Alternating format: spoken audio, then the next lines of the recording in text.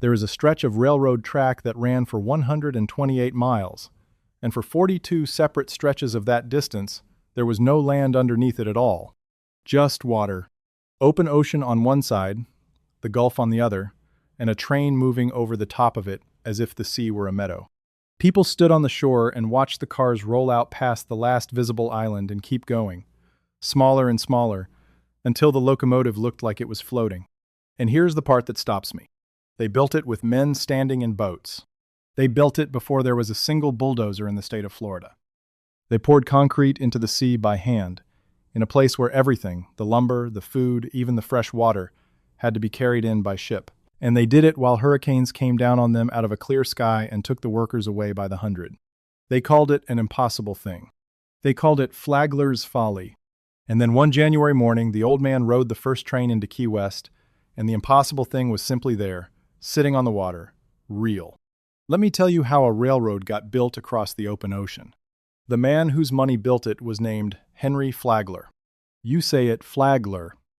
He was already an old man when this story really begins, born in 1830, a partner of John D. Rockefeller in the early oil business, one of the richest men alive. But Flagler had fallen in love with Florida late in life, and he had spent 2 decades pushing a railroad down the eastern edge of the state, town by town. From Jacksonville to St. Augustine to Palm Beach to a little settlement on Biscayne Bay that barely existed until his trains arrived. That settlement became Miami. For most men, that would have been a life's work and more. For Flagler, it was a beginning.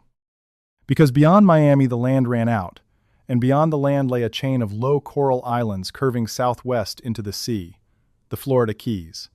And at the very end of that chain, 90 miles from Cuba, sat Key West. In those years, Key West was the largest city in Florida. It was a deepwater port, the closest American harbor to the Panama Canal that was then being dug. Flagler looked at that canal, still years from opening, and he saw the trade of the whole world about to pour through the Caribbean. Cuba was 80-some miles further on, Havana a short steamer hop from the Key West docks, and he imagined freight coming off ships from Cuba and from the canal trade, and rolling straight up his rails to the cities of the north without ever stopping. He wanted his railroad waiting at the dock to meet that future. So he made a decision that the engineers of his own company thought was close to madness. He would lay track all the way to Key West, over the islands, and where there were no islands, over the sea itself.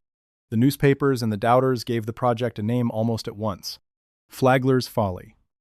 The richest old man in Florida, they said, was going to dump his fortune into the ocean and have nothing to show for it but drowned mules and ruined concrete. If you care about the men who built this country with their hands, the workers nobody ever wrote a book about, please subscribe to Global Old History right now. Hit the button. Come back. Now understand the problem in front of them, because the problem is the whole story. Picture the route. From the mainland, the line had to cross more than 120 miles of the most unforgiving ground in North America. Part of it was swamp, the edge of the Everglades, soft black muck that would swallow a fill as fast as you could dump it. Part of it was mangrove, half land and half water, crawling with mosquitoes thick enough to kill livestock.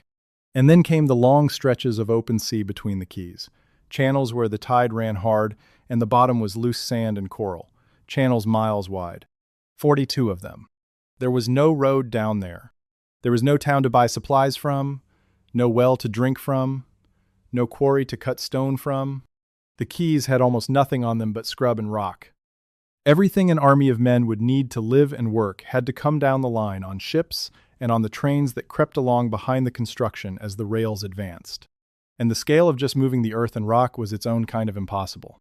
Before a single rail could touch the long sea spans, the line across the Keys and the swamp had to be raised up out of the water on solid fill, and the men and the steam dredges moved something on the order of 17 million cubic yards of rock and marl to do it, hauling and dumping and packing the islands into a connected roadbed.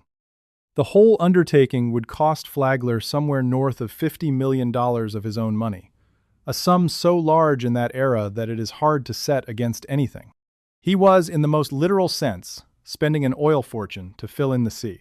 And the thing that would do this work today, the heavy crane, the pile driver on a barge, the truck, the excavator, the diesel pump, almost none of it existed yet, or existed only in crude first forms. This was the very start of the age of machines. So look at what they actually had in their hands. They had wood, endless amounts of it, milled up north and shipped south for forms and trestles and the floating platforms they worked from. They had steam in dredges and in donkey engines and in the locomotives themselves. They had cement, and we will get to where the cement came from because it is one of the strangest details in the whole account. They had dynamite for the coral rock. They had a few thousand mules and a great fleet of small boats and barges and steam dredges, a whole navy of working craft that had to be gathered from up and down the coast and brought south because almost the entire job was a job done from the water. They had floating concrete mixers and floating machine shops. If a tool broke out on the 7-mile crossing, there was no town to run to for another. So they carried the town with them, out onto the sea. And above all, they had men. Thousands of men, recruited from the docks of New York and the cities of the North, and from across the South and the Caribbean, brought down to a string of islands at the end of the world to build something nobody had ever built before. The first chief engineer was a man named Joseph Meredith. You say it Meredith. He had built piers and harbor works in Mexico, hard sea work, and Flagler trusted him completely. Meredith looked at the problem and made the choice that defined the line. He would not lay these long sea crossings on wooden trestle, the cheap way, the way most American railroads bridged water. Wood would rot in the salt and burn in the sun and snap in a storm. He would build in concrete and steel. He would build, in his own words, for the ages. He wanted a structure that would still be standing in 1,000 years. And to do that in the middle of the ocean, he and his engineers had to invent the methods as they went, because there was no textbook for pouring a railroad bridge across open salt water. Here is how they actually did it, and this is the heart of the thing. To set a pier in the sea, you first have to get to the bottom, and you have to keep the water out of your work. So they used cofferdams. A cofferdam is a temporary wall, here built of wood and metal rings, sunk down around the spot where the pier would go, sealed against the seabed, and then pumped dry from the inside with steam-driven centrifugal pumps. Inside that dry pocket, sometimes well below the surface of the sea, men climbed down and worked on the bare limestone bedrock, the old reef the quays are made of. They cleaned it, they shaped it, they set the steel rods, and they poured the foundation right there on solid rock, with the ocean held back on the other side of a wooden wall. Then they raised the concrete piers up out of the water in those forms, one after another, marching out across the channel. For some of the great crossings they used steel girder spans. The first sections of the 7-mile bridge, out past Knight's Key and Pigeon Key, stood on concrete piers reinforced with steel rod, and across the tops of those piers they lowered steel girders, each one more than 40 tons in weight and 80 feet long, swung out on barges and set in place with cranes working off the water. But the most beautiful work, and the work I keep coming back to, was the viaducts. You say that word viaduct. On the Long Key Viaduct, they did not use girders at all. They built arches. About 180 concrete arches, each one spanning roughly 50 feet, rising about 30 feet above the low water, a long, graceful procession of them marching for more than 2 miles across open sea between Long Key and Conch Key. When the trains crossed it, the arches threw their reflections down into the water, and the whole thing looked less like a railroad and more like a Roman aqueduct that had walked out into the Atlantic. Flagler was so proud of the Long Key Viaduct that he put a picture of a train crossing it on the company's advertising and made it the symbol of the entire line. Now think about the concrete itself, because they could not be careless with it. Saltwater eats ordinary concrete, so the engineers were exact about what went into the mix and where. For the concrete that would stand below the waterline, in the part the sea would touch forever, they brought in cement by steamship from Germany and from Belgium, a cement they trusted to cure hard and resist the salt. For the work above the water, they used cement from New York. The sand and the gravel came up from the Chesapeake. The crushed rock came from wherever they could get it. And the fresh water, the water you must have to mix concrete and to keep thousands of men alive, the Keys had almost none of it. So they shipped it. They brought fresh water down by the trainload and the boatload. Tank cars and barges of drinking water carried mile after mile out to the work camps and the construction fronts. Stop and sit with that for a second. They carried the water to make the concrete out into the middle of the sea, because the sea all around them was salt and would have ruined the work and killed the men. Quick pause. If these stories matter to you, Join the boss tier for $4.99 a month. Loyalty badge, custom emoji, early access 24 hours before public, and members-only polls. Link in the description. Now back to it. The men lived out on the water with the work. The company built long, floating dormitories, houseboats they called quarter boats, towed out to the construction fronts and moored there so the laborers could sleep near the unfinished bridges instead of riding hours back to dry land every night. There were camps on the quays as well. On Pigeon Key, the tiny island that sits beneath the 7-mile bridge, a whole working village grew up, with bunkhouses and a mess and offices, hundreds of men based there at the peak to build and then maintain the great span overhead. They lived on the boats, and in those camps, ate there. And at the height of it, some 4,000 men were strung out along the line, driving the railroad farther out to sea every week. Crews worked in shifts against the tide and the daylight, and the work train followed close behind the railhead, bringing the next load of cement and timber and water down to the edge of the unfinished world. The conditions were brutal. The heat was constant. The mosquitoes were a torment that has to be lived through to be believed. The water had to be rationed. Men deserted.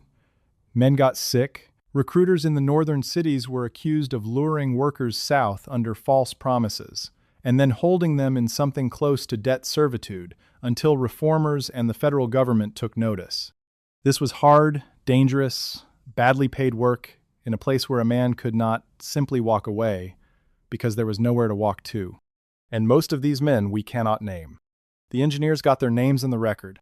The financier got the bridge named the symbol of his life. The thousands who stood in the cofferdams and swung the girders and mixed the concrete in the heat are, with very few exceptions, simply gone from the page. We know they were there. We know roughly how many. We do not know who they were. And I think about that every time I see a photograph of that line. All those anonymous hands holding up the most famous part of it. The sea did not let them build it in peace.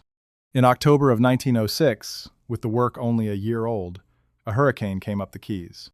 Out near Long Key, 2 of the quarter boats, the floating dormitories, were moored with several lines and an anchor each, full of sleeping men. In the dark before dawn, the storm tore the anchor chains loose and the boats broke free. One of them, the houseboat they numbered 4, was blown straight out into the open Atlantic and pounded by the wind and the swells until it began to come apart. Of about 150 men aboard, only a fraction lived. The accounts differ on the exact toll, the way they always do with the poor and the unnamed, but well over 100 railroad workers died in that storm, swept off the boats and out to sea in the night. Some clung to wreckage for a day and more before passing steamers found them and pulled them from the water far out in the Gulf Stream. A few were carried so far by the current that ships bound for distant ports plucked them out of the open sea, and they came back to the Keys weeks later, having survived by holding to a board. Many were never found at all. The total dead from that storm across the Keys and the shipping lanes ran into the hundreds, and a large share of them were Flagler's railroad workers. It was the worst single day of the entire project, and it came almost at the beginning, and Flagler, when they brought him the news, did not stop. He sent more men. He ordered the work hardened against the next storm, the moorings strengthened, the camps watched. But there would be more storms, and there was, in the end, no real defense against the sea when it decided to come. Then, in 1909, the project lost Joseph Meredith. The chief engineer, the man who had decided to build in concrete for the ages, died at his post in the spring of that year, worn down by the work he had given himself to. Into his place stepped his deputy, William Crome. You say it Krohm. Crome had surveyed the wild country at the start, had walked the route, had pushed survey lines through the Everglades and the Keys, and now he took the whole impossible thing onto his own shoulders and carried it the rest of the way to Key West. And the sea kept testing him. Another hurricane came in 1909 and another in 1910, each one tearing at the unfinished structures, washing out fills, scattering material, drowning the schedule and, in places, the men.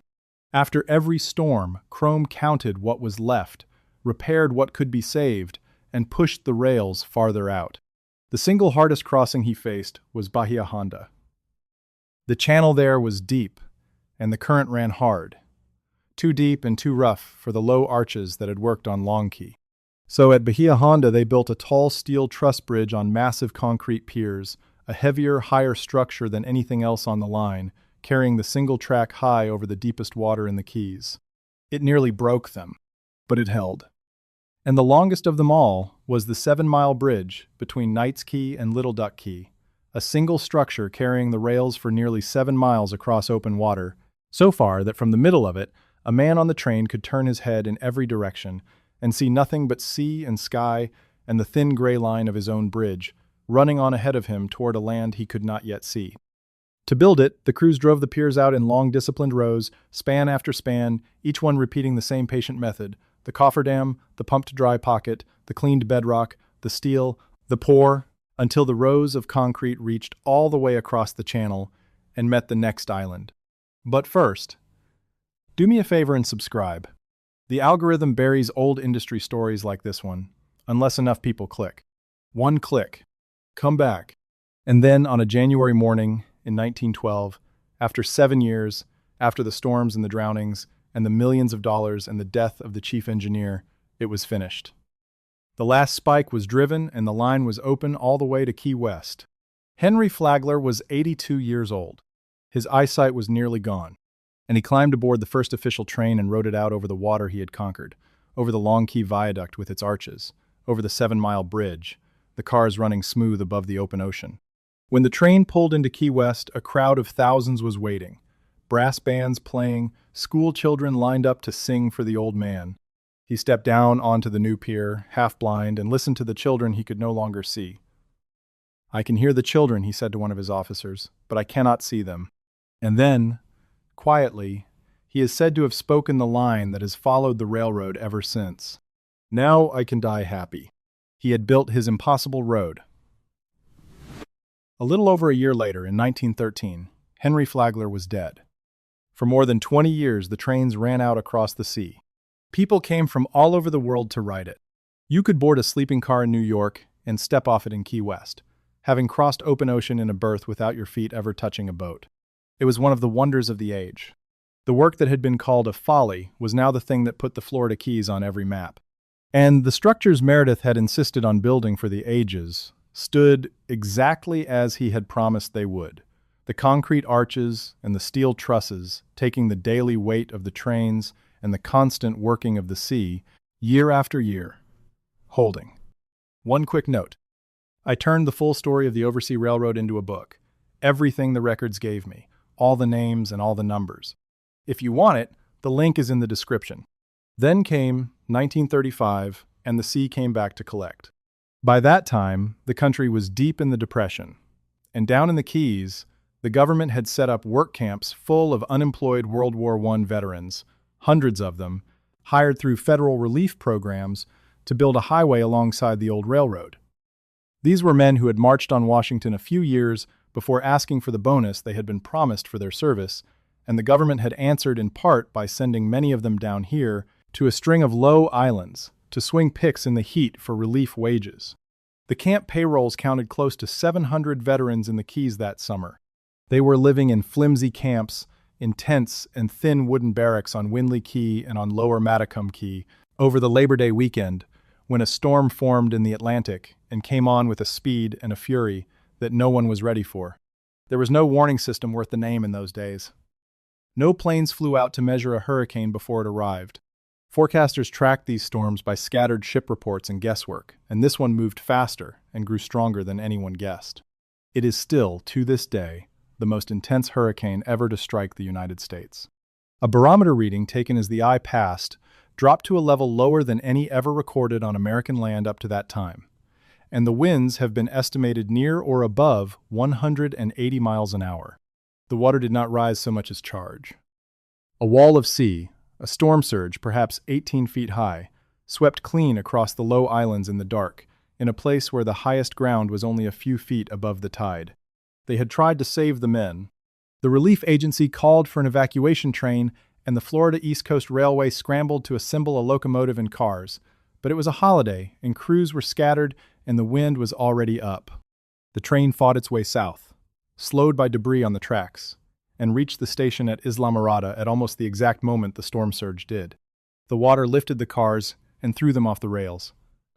Only the heavy locomotive stayed upright. The rest of the train, and the people who had gathered around it praying to be carried to safety, were swept into the storm. When it was over, much of the railroad simply was not there anymore. The surge had torn out around 40 miles of track and fill, lifting the steel in the roadbed and flinging it into the water. The great concrete bridges, Meredith's arches and trusses, the things built for the ages, those stood. The viaducts came through the worst storm in American history almost untouched. But the railroad between them, the parts laid on land and on fill, was gone, and so were hundreds of people. The coroner's count of the dead ran past 400 and continued to climb as more bodies were found in the mangroves and the open Gulf, and the majority of them were the veterans, the men in the work camps, the ones who had survived a world war and come home to build a road and died in the night on a low island in the sea. The Florida East Coast Railway was already bankrupt. It could not rebuild 40 miles of railroad across the ocean in the middle of the Depression. So the trains never ran to Key West again. The company sold the roadbed and the surviving bridges to the state of Florida, and the state did something that turned the tragedy into the thing we still use.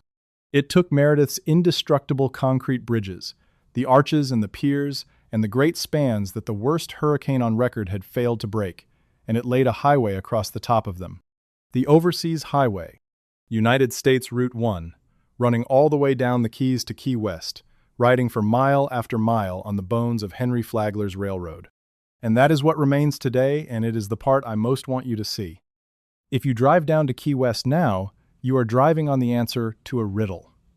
Because for long stretches your car is out over the open sea exactly where the trains used to be, on the very piers men poured by hand inside cofferdams more than 100 years ago.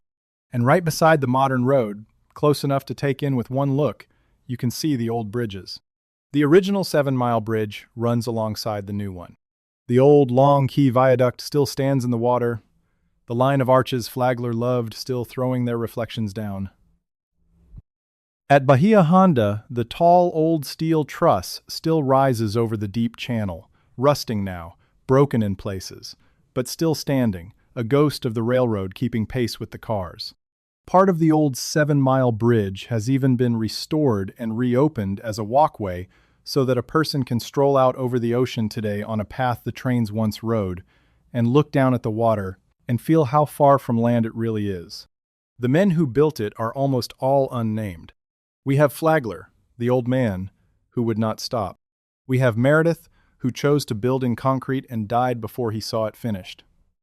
We have Chrome, who carried it the rest of the way through 3 more hurricanes, and who stayed on in South Florida long after the last spike, his name still on a road and a stretch of country down there, one of the few of the builders the land itself remembered. But the thousands who stood in the salt water and held back the sea with wooden walls and poured the arches by hand, the men who slept on the quarter boats, and the men who were carried out into the Atlantic in the dark in 1906 and never came back. Those men we cannot name. The record kept the financier and lost the workers. It almost always does. And yet, every single day, thousands of cars roll out across the open ocean on the work of their hands, most of the drivers never knowing whose foundations are holding them up over the water. The railroad is gone. The men are gone. The bridges are still there, out in the sea where they should not be. Holding. One more thing. If you want to be part of the inner circle on this channel, join Final Boss for $9.99 a month. Public shout-out in upcoming videos, members-only investigations, plus everything from Boss tier. Link in description. See you in the next one.